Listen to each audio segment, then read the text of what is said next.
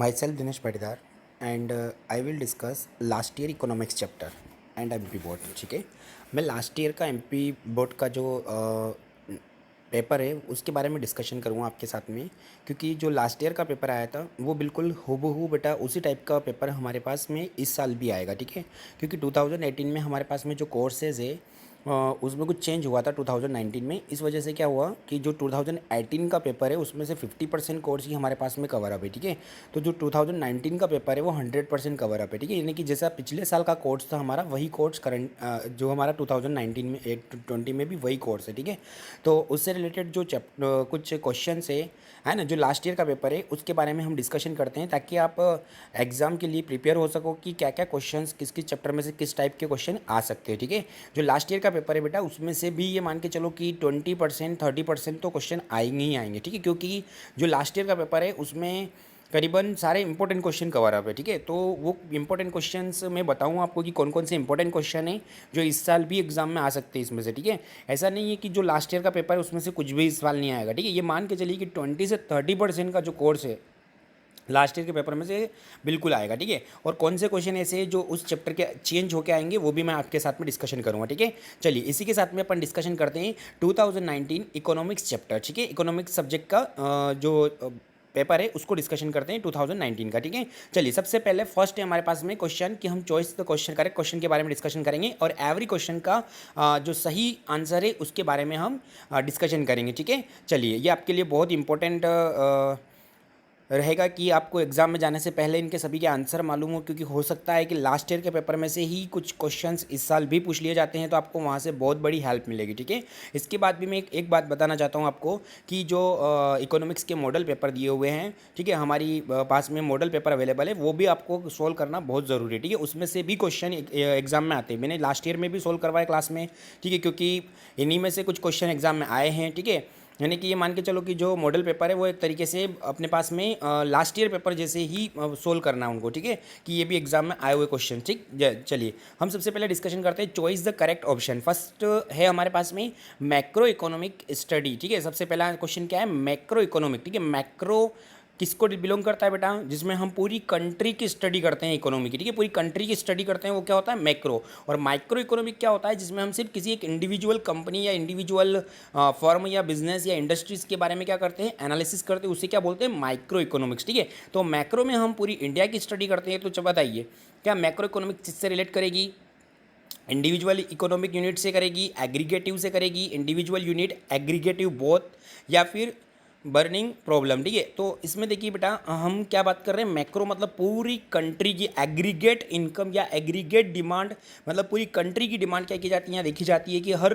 Company की क्या क्या डिमांड क्रिएट हो रही है, तो इसलिए इसका आंसर क्या रहेगा, एग्रीगेटिव। ठीक है, चलिए और इसमें साथ ही मैं बता देता हूँ इंपॉर्टेंट क्वेश्चन है, माइक्रो और मैक्रो का डिफरेंस आप जरूर याद करिएगा। ठीक है, ये हमेशा ही क्वेश्चन में करीबन या तो हमेशा ही एग्जाम के अंदर ये पूछा जाता है। ठीक है, इसके पूछने की चांसेस 90% होते हैं। ठीक है, किसका डिफरेंस बेटा, माइक्रो और मैक्रो का। ठीक, चलिए उसके बाद में सेकेंड हमारे पास में है सेकेंड जो क्वेश्चन है हमारे पास में, यूटिलिटी और utility in economics means. Utility in economics means बताइए, यूटिलिटी मतलब होता है कि हमें कितना बेनिफिट है उस चीज़ का, या यूटिलिटी मतलब उससे हमें कितनी उपयोगिता है। ठीक है, इन इकोनॉमिक्स मीन्स क्या मतलब, आप ये बताना है आपको कि यूटिलिटी का क्या मीनिंग है इकोनॉमी के अंदर। ठीक है, तो यूटिलिटी मतलब ये होता है कि किसी भी प्रोडक्ट को आप कंज्यूम करते हो तो उससे आपकी जो सर्टिफिकेशन है वो कितना है। ठीक है, तो इसका आंसर क्या आएगा, फर्स्ट ही दिया है वॉन्ट सेटिस्फाइड, मतलब जो आपकी वॉन्ट्स है, यानी कि आप जिस चीज़ की को आप खरीदना चाहते हो। ठीक है, और अगर आपने वो खरीद कर कंज्यूम कर लिया तो आपको उससे कितना सर्टिफिकेशन मिलता है, उसे हम क्या बोलते हैं, यूटिलिटी। ठीक है, तो यूटिलिटी इज इकोनॉमिक मीन्स। ठीक है, तो यूटिलिटी क्या है होती है बेटा, wants satisfying power of commodity. ठीक, अब देखो इन्होंने क्या किया, एक क्वेश्चन जिसको ये याद होगा वो 1 नंबर यहाँ लेगा और 2 नंबर नीचे दिया हुआ है कि यूटिलिटी का मीनिंग बताओ, तो आपको यहीं से तो लिखना है मीनिंग, यानी 2 नंबर वो भी मिले, 1 नंबर यहाँ से, 3 नंबर लेके चला गया वो बच्चा। ठीक है, तो ऐसे क्या होता है एग्जाम के अंदर हमें ध्यान रखना है, कुछ चीज़ें आपको दी रहती है। ठीक है, चलिए यूटिलिटी का पहला समझ में आ गया, फर्स्ट क्वेश्चन इसका फर्स्ट आंसर है। ठीक है, वॉन्ट सेटिस्फाइड, ठीक, बाकी सारी चीज़ें नहीं है। चलिए थर्ड क्वेश्चन देखिए, the the soul of indifference curve show, है ना, इंडिफरेंस कर्व क्या शो करता है हमें। ठीक है, indifference curve show, indifference curve हमें क्या शो करता है, the price ratio, diminishing factor substitution, या मार्जिनल यूटिलिटी।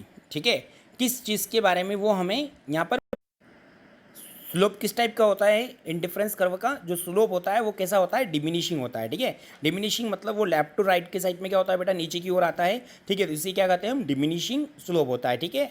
इंडिफरेंस कर्व क्या होता है मैं बता देता हूँ, ये एक इंपॉर्टेंट टॉपिक होता है, इसका क्वेश्चन भी एग्जाम में बहुत बार पूछा जाता है इंडिफरेंस कर्व का, ठीक है। तो मैं साथ साथ में कुछ क्वेश्चन भी डिस्कस कर रहा हूँ कि जो इंपॉर्टेंट है ना, कि एक इंडिफरेंस कर्व का क्वेश्चन जरूर आएगा एग्जाम में, ठीक है। ये 100% गारंटी है मेरी, ठीक है, क्योंकि इंडिफरेंस कर्व बेटा हर बार एग्जाम के अंदर पूछा जाने वाला क्वेश्चन है, ठीक है।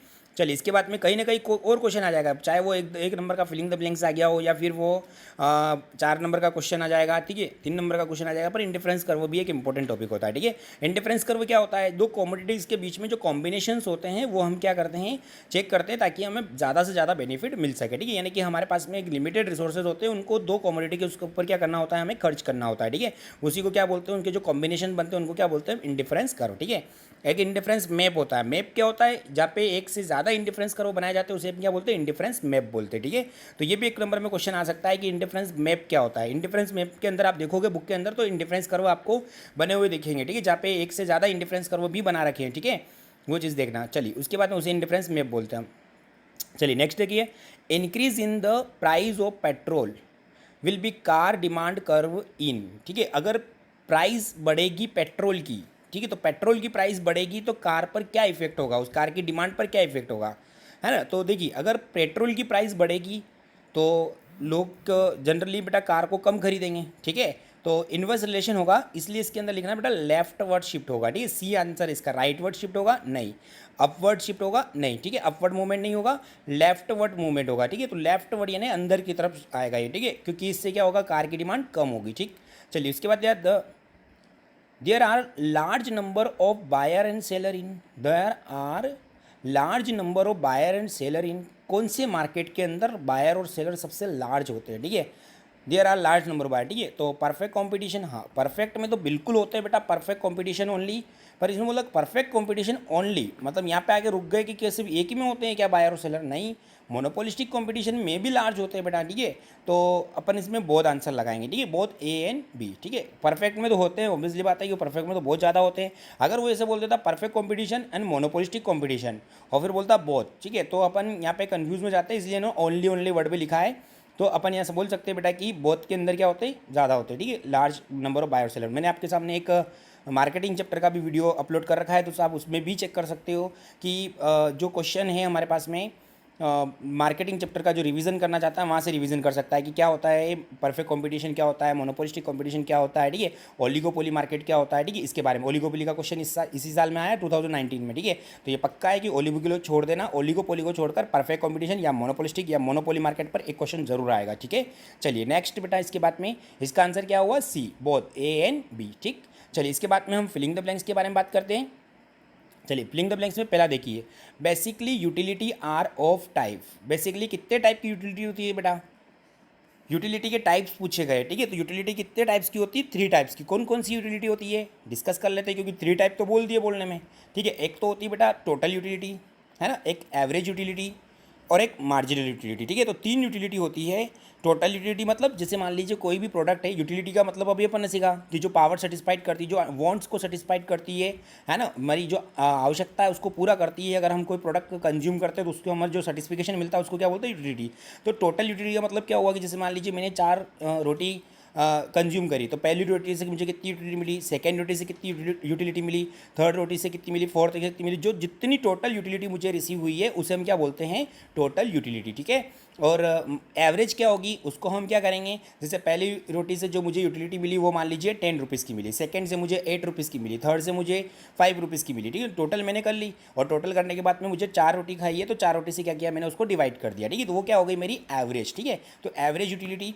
और थर्ड क्या बात करी थी, मार्जिनल। मार्जिनल क्या होती है समझना, पूरी इकोनॉमिक्स में मार्जिनल हमेशा फर्स्ट यूनिट और सेकेंड यूनिट का जो डिफरेंस है उसे हम क्या बोलते हैं, मार्जिनल यूटिलिटी। यानी कि पहली रोटी से जो मुझे यूटिलिटी मिली है यानी वो 10 रुपीज़ की मिली, और सेकेंड रोटी से मुझे 8 रुपीज़ की मिली, जो इसके बीच का जो डिफरेंस है कितना, 2, तो वो 2 क्या कहलाता है, एडिशनल क्या कहलाता है, मार्जिनल, ठीक है। तो 3 तरह की यूटिलिटी होती है, एग्जाम में कुछ क्वेश्चन पूछ सकते हैं, तो उसके बारे में मैंने डिस्कशन किया, ठीक है। चलिए उसके बाद में the higher indifference curve always the show the higher level certification, इसमें हायर लेवल आएगा, ठीक है। जैसे जैसे अगर आप बेटा ऊपर की ओर बढ़ते जाओगे यानी कि हायर, और तो उसमें क्या होता है, हमारे पास में रिसोर्सेज बढ़ जाते हैं, इसलिए हम ज़्यादा क्या कर सकते हैं, कंजम्पशन कर सकते हैं, तो हमें ज़्यादा सर्टिफिकेशन मिलेगा। ठीक है, तो इसमें क्या आएगा, शो हायर लेवल सर्टिफिकेशन। ठीक है, higher level certification. There are factor of production, कितने फैक्टर ऑफ प्रोडक्शन कितने होते हैं, प्रोडक्शन के फैक्टर कितने होते हैं हमारे पास में। हाँ, मतलब जिसमें हम प्रोडक्शन कर सकते हैं, प्रोडक्शन करने के लिए हमें कौन कौन से फैक्टर की ज़रूरत होती है, लैंड, ठीक है, कैपिटल, एंटरप्रेन्योर, टोटल कितने होते हैं, ऐसे 5 फैक्टर होते हैं, ऑर्गेनाइजेशन। ठीक है, तो टोटल कितने फैक्टर होते हैं बेटा, 5, लैंड, लेबर, कैपिटल, ऑर्गेनाइजेशन और एंटरप्रेन्योर। ठीक है, ये टोटल कितने होते हैं, 5 factor, land, labour, capital, organisation और एंटरप्रेन्योर। ठीक है, तो 5 फैक्टर होते हैं प्रोडक्शन के। ठीक है, ये भी क्वेश्चन एग्जाम में इंपॉर्टेंट है। देखो जो क्वेश्चन मैं बोल रहा हूँ ये सारे इंपॉर्टेंट क्वेश्चन ही है। ठीक है, इसके अलावा कुछ ज़्यादा इंपॉर्टेंट क्वेश्चन नहीं होते हैं। उसके बाद क्या दे रखा है, नेक्स्ट देखिए, price floor is also determined by, price floor is also determined. Generally बेटा मैंने इसका मार्केटिंग चैप्टर के अंदर पूरी थ्योरी समझा रखी है कि प्राइस फ्लोर क्या होता है, और उसके बारे में डिफरेंस भी बता रखा है मैंने आपको, प्राइस सीलिंग और प्राइस फ्लोर का।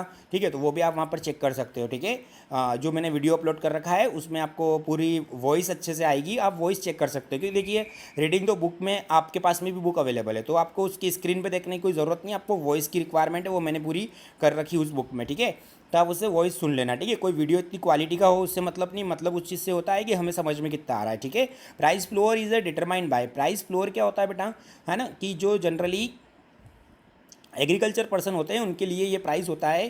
ठीक है, कि उन्हें एक अचानक क्या होता है, मार्केट में सप्लाई बढ़ जाती है, जब सब सारी फसल पक के जब मार्केट में आती है तो अचानक सप्लाई बढ़ जाती है और उनकी प्राइस क्या हो जाती है, मार्केट में प्रोडक्ट की कम हो जाती है, तो वो कॉस्ट भी रिकवर नहीं कर पाते कई बार जो किसान पर्सन होते हैं। ठीक है, तो उनके लिए क्या कर रखा है गवर्नमेंट ने, एक प्राइस फ्लोर यानी मिनिमम प्राइस सपोर्ट दे रखा है, उसे हम क्या बोलते हैं, प्राइस फ्लोर। तो पूछा क्या इन्होंने, डिटरमाइंड बाय। ठीक है, तो ये क्या होता है, इक्वल टू मार्जिनल के बराबर होता है। ठीक है, तो इसके अंदर हमें जो आंसर में लिखना है कि जो प्राइस फ्लोर है वो डिटरमाइंड किया जाता है। ठीक है, किस किस कैसे डिटरमाइन किया जाता है बेटा, अबाउ इक्विलिब्रियम पॉइंट। ठीक है, अबाउ लिखना है इसमें कि इक्विलिब्रियम पॉइंट से थोड़ा ज़्यादा, मतलब कि जो नॉर्मल मार्केट प्राइस होती है ना उससे थोड़ा गवर्नमेंट ज़्यादा प्राइस क्या करती है, किसान को पे करती है। ठीक है, और जैसे मान लीजिए कि नॉर्मल मार्केट में क्या हो रहा है, अब जैसे मान लीजिए नॉर्मल मार्केट में जो प्याज की रेट है बेटा, मान लो नॉर्मल जो चलती है वो 20 रुपये, तो गवर्नमेंट क्या बोलेगी कि 22 रुपये क्या करेंगे हम किसान को देने के लिए तैयार है। ठीक है, अब इसके बाद अगर प्राइस कम भी होती है तो वो चाहे तो गवर्नमेंट को बेच सकते हैं किसान। ठीक है, गवर्नमेंट 22 रुपये में खरीदने के लिए तैयार है, अब मार्केट में वो 8 रुपये में जा रहा है, 10 रुपये में जा रहा है, तो लोग किसको बेचेंगे उस समय में, गवर्नमेंट को सेल करके, और वो अपना पैसा रिकवर कर सकते हैं। उसे हम क्या बोलते हैं, प्राइस फ्लोर। ठीक है, कौन फिक्स करता है इसको, गवर्नमेंट करती है। इसका आंसर क्या लिखोगे आप, अबाउ इक्विलिब्रियम प्राइस। ठीक है, प्राइस जो इक्विलिब्रियम प्राइस होती है, जो नॉर्मल प्राइस होती है मार्केट की उससे ज़्यादा, तो इसका आंसर क्या आएगा, अबाउ इक्विलिब्रियम प्राइस। ठीक है, चलिए उसके बाद में नेक्स्ट क्या है, the law of supply does not apply to, the law of supply मतलब जो सप्लाई का रूल होता है वो किसकी, कौन सी कमोडिटीज़ के ऊपर अप्लाई नहीं होता है। ठीक है, कमोडिटीज़ मतलब गुड्स, कौन से गुड्स के ऊपर अप्लाई नहीं होता है। ठीक है, तो लॉ ऑफ सप्लाई जब आप चैप्टर पढ़ोगे बेटा तो उसमें लिखा हुआ है कि लॉ ऑफ सप्लाई जनरली बेटा जो पेरिशेबल गुड्स होते हैं, पेरिशेबल गुड्स मतलब जो जल्दी से ख़राब हो जाते हैं, ठीक है, जैसे वेजिटेबल्स है, ठीक है, तो इनके ऊपर सप्लाई का रूल अप्लाई नहीं होता है। ठीक है, क्योंकि सप्लाई क्या होता है बेटा, एक नॉर्मल वे जो जो ड्यूरेबल गुड्स होते हैं उनके लिए अप्लाई होता है। ठीक है, तो पेरिशेबल गुड्स यानी कि जो जल्दी ख़राब हो जाते हैं, जो वेजिटेबल्स है, फ्रूट्स है, उनके ऊपर अप्लाई नहीं होता है। इसका आंसर क्या लिखोगे, अप्लाई टू पेरिशेबल कमोडिटी। ठीक है, क्या लिखोगे इसके अंदर, पेरिशेबल कमोडिटी। ठीक है, चलिए मैच द कॉलम देख ले फटाफट। चलो मैच द कॉलम देखो बेटा, microeconomics theory, macroeconomics theory explain the problem. ठीक है, macroeconomics theories explain the problem, कौन सी प्रॉब्लम को एक्सप्लेन करती है macroeconomics theory, of whole economy, पूरी इकोनॉमी को। हाँ, मैक्रो इकोनॉमिक्स की कौन सी थ्योरी एक्सप्लेन करता है, पूरी इकोनॉमी को। ठीक है, तो इसका आंसर क्या आएगा, ए का second. Market demand refer to the demand for, market demand refer to the demand for, market demand किसको रेफर करता है बेटा, कौन सी डिमांड को, वन कमोडिटी की डिमांड को। ठीक है, यानी कि मार्केट के अंदर जो डिमांड होती है ना वो वन कमोडिटी की डिमांड होती है। ठीक है, तो मार्केट डिमांड क्या होता है कि हम क्या करते हैं, जैसे किसी एक प्रोडक्ट की हम सभी कस्टमर को देखता है कितना, जैसे मान लीजिए कि मिल्क की शॉप है, तो मिल्क कितना मार्केट के अंदर सेल हो रहा है, कितनी डिमांड आ रही है, अलग अलग जगह से वो सभी क्या की जाती है, देखी जाती है। तो सिर्फ एक ही कमोडिटी की डिमांड क्या की जाती है, पूरे मार्केट में देखी जा रही है, तो उसे हम क्या बोलते हैं, मार्केट डिमांड। ठीक है, समझ में आ गया। उसके बाद में क्या दे रखा है, income and saving are, income और सेविंग के बीच का रिलेशन कैसा होता है बताओ। इनकम अगर इंक्रीज होती है तो सैलरी सेविंग भी क्या होगी, सेविंग भी क्या होगी, इंक्रीज होगी। अगर इनकम कम होगी तो सेविंग भी क्या होगी आपकी, कम होगी। इनकम मतलब जैसे सैलरी है, अब मान लो आपको इस साल जो लॉकडाउन लगा हुआ है और आपकी कंपनी ने आपको सैलरी कम पे करी, ठीक है, तो आपकी सेविंग आपकी इनकम कम हुई तो आपकी सेविंग भी क्या होगी, कम होगी। यानी कि डायरेक्ट रिलेशन है, इनकम कम तो सेविंग कम, इनकम इंक्रीज तो सेविंग इंक्रीज, ठीक है। तो ये क्या हो गया बेटा हमारे पास में, समझ में आ गया। तो दोनों के बीच में जो डिफरेंस है वो समझा दिया, दोनों के बीच डायरेक्ट रिलेशन होता है। तो इन्होंने पूछा है direct correlated with the each other, ठीक है, तो इसका आंसर क्या आएगा, फोर्थ। उसके बाद देखिए supply of money is directly controlled, supply of money is directly controlled. क्या supply of money directly control होता है, किसके द्वारा कंट्रोल होता है सप्लाई ऑफ मनी, मतलब मनी किस कौन कंट्रोल करता है, भारत में एक ही है बैंकिंग सिस्टम, वही कंट्रोल करते हैं मनी को, तो ठीक है। जब चाहे तब आप देख लो, जब बैंक बंद तब पैसा मिलना मुश्किल होता है थोड़ा, ठीक है। बैंक चालू होती है, गवर्नमेंट्स को बंद कर सकती है, ठीक है, लोन देना कम कर सकती है, ठीक है, जैसा तो बैंकिंग सिस्टम क्या कर सकता है, सप्लाई ऑफ मनी को कंट्रोल कर सकता है। बैंकिंग सिस्टम मतलब आरबीआई भी आता है, ठीक है, बैंक की भी आती है, कमर्शियल बैंक की भी आती है, सभी, ठीक है। तो इसका आंसर क्या आएगा, डी का 5। Balance of payment is always क्या होता है, हमेशा बैलेंस होता है, इन बैलेंस, इसका आंसर थर्ड रहेगा बैलेंस, ठीक है। ये ट्रेड चैप्टर है, उसमें बहुत अच्छे से डिस्कस कर सकते हैं हम, है ना। चलिए ये हो गया हमारे पास में जो मैच द कॉलम है वो मैंने आपको एक्सप्लेन कर दिए कि क्या इसके सही आंसर है, ठीक है। और चलिए उसके बाद में आंसर इन द ट्रू और फॉल्स के बारे में डिस्कशन कर लेते हैं, ठीक है। और इसके बाद में वन सेंटेंस भी है तो थोड़ा स्पीड बढ़ाएंगे क्योंकि लार्जली टाइम कम होता है हमारे पास में, ठीक है। चलिए देखिए ट्रू और फॉल्स में देखिए, the law of diminishing return is universal, क्या law of diminishing return is universal होता है, हमेशा होता है बेटा यूनिवर्सल, ठीक है। तो देखिए कुछ चीज़ों पे एक्सेप्शनल होता है, बाकी इसका आंसर जो है वो ट्रू है, ठीक है, क्योंकि यूनिवर्सल है मतलब हमेशा है, पर कुछ एक्सेप्शन के साथ, पर ये जो बोल रहा है वो नियम की बात कर रहा है, ठीक है। तो law of diminishing return is universal, true. उसके बाद में क्या दे रखा, fix cost is a non as a supplementary cost, ठीक है, ये भी सही बात है कि जो फिक्स कॉस्ट होती है उसका दूसरा नाम क्या होता है, सप्लीमेंट्री कॉस्ट होता है, ठीक है, ट्रू, ठीक है। इसको भी क्या लिखोगे, ट्रू। सेकेंड का आंसर क्या आएगा, ट्रू, ठीक। उसके बाद थर्ड दे रखा है, हाँ सप्लीमेंट्री कॉस्ट उसका सेकेंड नेम है ना, ठीक है, किसका, फिक्स कॉस्ट का। चलिए the India's per capital income is very low in comparison to that are developed nation, बोलिए क्या लिख रखा है, India's capital income is very low, क्या इंडिया की जो कैपिटल है ना, वो जो कंपेरिजन टू डेवलप्ड नेशन, हाँ तो डेवलप्ड नेशन है बेटा, जो कंट्री डेवलप्ड है, जैसे अब मैं बात करूँ अमेरिका, तो क्या अमेरिका की और इंडिया की इनकम बराबर होती है क्या, हाँ जनरली इंडिया की इनकम कम ही होगी क्योंकि वो डेवलप्ड नेशन है और हम कौन सी डेवलपिंग कंट्री, ठीक है। तो इसलिए ये ट्रू आंसर है, ठीक है, क्योंकि इसमें क्या लिख रखा है, India's per capital income is very low, हाँ लो ही होगी हमारी in compare to develop nation, ठीक है, तो सही है, ट्रू, ठीक है, इसका answer true. Money has not remove the inconvenience of barter system, barter system, money has not remove the inconvenience of barter system, क्या मनी की वजह से इनकन्वीनियंस, ये तो फॉल्स है बेटा, क्यों, क्योंकि मनी आने से तो बेटा जो इनकन्वीनियंस थी बार्टर सिस्टम की वो खत्म हुई है, बार्टर सिस्टम समझते हो ना, जब गुड्स के बदले में गुड्स एक्सचेंज होते थे, तो इससे तो खत्म हुई है मनी से, तो इससे फॉल्स आएगा, ठीक है।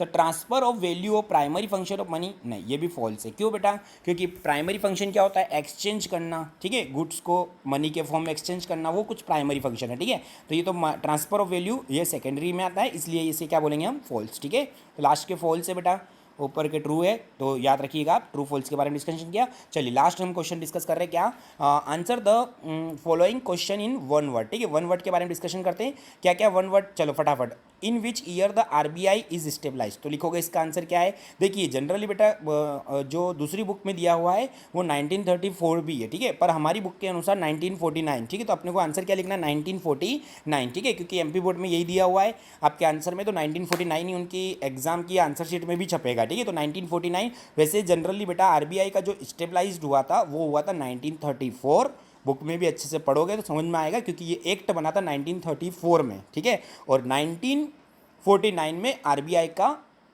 नेशनलाइजेशन किया गया था, ठीक है। तो जनरली बेटा जो मैं बोल रहा हूँ कि अपने को एग्जाम में जनरली लिखना ही क्या है, 1949 लिखना है, ठीक है, क्योंकि बुक में यही दिया हुआ है और यही हमारी एमपी बोर्ड की बुक में चल रहा है, ठीक है। चलिए उसके बाद में सेकेंड क्या है, which is the central bank of India, which is the central bank of India, central bank of India क्या है, which is the central bank of India, reserve bank of India है, तो लिखोगे इसका आंसर क्या, RBI, ठीक है, reserve bank of India. Who present the government budget, कौन प्रेजेंट करता है गवर्नमेंट बजट को, कहाँ प्रेजेंट करता है सर? अभी तो प्रेजेंट करना ही समझ में नहीं आता। प्रेजेंट कहाँ करता है? अरे पार्लियामेंट के अंदर जब प्रेजेंट किया जाता है गवर्नमेंट बजट को, तो गवर्नमेंट की तरफ से कौन प्रेजेंट करता है, कौन सा पर्सन प्रेजेंट करता है? फाइनेंस मिनिस्टर, ठीक है। चलिए, तो फाइनेंस मिनिस्टर क्या करते हैं? प्रेजेंट करते हैं। इसका आंसर क्या आएगा? फाइनेंस मिनिस्टर, ठीक। Next, what is the purpose of trade? Trade का क्या पर्पस होता है? अब ट्रेड मतलब क्या होता है? गुड्स को सेल करना। गुड्स को सेल करते हैं तो क्या चीज़ ट्रांसफ़र होती है? हाँ, ओनरशिप। तो इसका आंसर आएगा ट्रांसफ़र ऑफ ओनरशिप, ठीक है। ट्रांसफ़र ऑफ ओनरशिप, ठीक है। मतलब पर्पस ये होता है कि क्या की जाए? ओनरशिप ट्रांसफ़र की जाए। सर प्रॉफिट भी तो होता है, पर हमारी इकोनॉमिक्स में जो वर्ड यूज़ है बेटा वो चीज़ लिखना आपने बोला, ट्रांसफ़र ऑफ ओनरशिप, ठीक है। और अर्निंग प्रॉफिट भी लिख सकते हो, ऐसा कोई गलत नहीं है वो, पर जो हमारे यहाँ पर वर्ड यूज़ है वो ट्रांसफ़र ऑफ ओनरशिप, ठीक है। Which item are include in balance of trade? Which item are include in balance of trade? Balance of trade के अंदर कौन से आइटम इंक्लूड होते हैं? आप पढ़ना इसको ट्रेड चैप्टर में, वहाँ मिलेगा आपको। बैलेंस ऑफ ट्रेड के अंदर बेटा विजिएबल एंड इनविजिएबल बोथ आइटम आर, नहीं, ओनली विजिएबल आइटम इंक्लूड, ठीक है। क्योंकि बैलेंस ऑफ पेमेंट में दोनों होते हैं, बैलेंस ऑफ ट्रेड के अंदर क्या होता है? सिर्फ विजिएबल आइटम इंक्लूड होते हैं। क्या लिखोगे? Only visible item. Only visible मतलब क्या? कि जैसे जिनको हम देख सकते हैं, ठीक है, वही आइटम इंक्लूड होते हैं, ठीक है। देखो, होते तो चार तरह के आइटम है। कितने टाइप के आइटम होते हैं? चार, ठीक है। ट्रेड के अंदर चार प्रकार के आइटम होते हैं, ठीक है। एक होता है विजिएबल, एक इनविजिएबल, और तीसरा होता है बेटा जो हमारे पास में कैपिटल गुड्स होते हैं।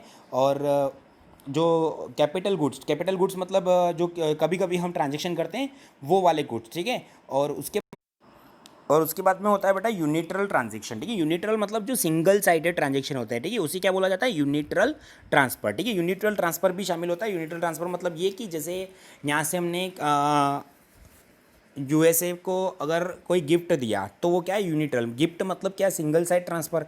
हम गिफ्ट देंगे तो सामने वाला एक्सेप्ट करेगा, पर वो हमें रिटर्न कुछ नहीं करेगा, तो वो क्या होता है? यूनिट्रल ट्रांसफ़र होता है, ठीक है। कभी एग्जाम में आ जाए यूनिट्रल ट्रांसफ़र क्या होता है, तो वो चार चीज़ें होती है ऐसी, वो चीज़ें इंक्लूड की जाती है, ठीक है। चलो, उसके बाद में क्या है बेटा? Include in the balance of trade only visible item, ठीक है।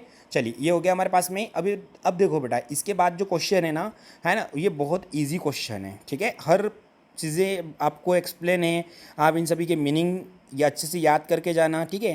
तो इजीली आप कर सकते हो, ठीक है। जैसे 14 नंबर क्वेश्चन कितना इजी है? प्राइमरी फंक्शन क्या है मनी के, है ना। बार्टर सिस्टम इनकन्वीनियंस क्यों था बेटा? उसके रीज़न बताना अपने को, ठीक है। What is the inconvenience of the barter system, ठीक है। गुड्स के बदले में गुड्स को एक्सचेंज करना मुश्किल होता था, स्टोर करना मुश्किल होता है, ठीक है। ऐसी कई सारी चीज़ें हैं, बहुत ईजी चैप्टर है, ठीक है। इसमें भी कोई डाउट हो तो मुझे आप व्हाट्सअप कर सकते हो, ठीक है, या फिर जो भी कमेंट बॉक्स में नीचे लिख सकते हो आप, ठीक है। कोई भी प्रॉब्लम आ रही हो, किसी क्वेश्चन का आंसर नहीं मिल रहा हो तो, ठीक है, मैं पूरी हेल्प करूँगा बेटा आपकी, ठीक है। चलिए, इसके साथ में हम आज का यहाँ तक का जो टॉपिक है डिस्कस करें, उसके लिए वीडियो देखने के लिए आपको बहुत थैंक्स, ठीक है। और अगर अच्छा लगा हो वीडियो तो ज़रूर कमेंट करिएगा, ताकि मैं आपको 2018 और 17 का भी लास्ट ईयर का पेपर के आंसर आपके लिए मैं प्रिपेयर करके आपको प्रेजेंट कर सकूं, ठीक है। सारे आंसर मैं आपको उसके भी सोल्व करके बता सकूं, ठीक है। और वो पेपर भी हम सोल्व करेंगे ताकि आपको आगे कोई प्रॉब्लम ना आए, ठीक है। चलिए, थैंक यू।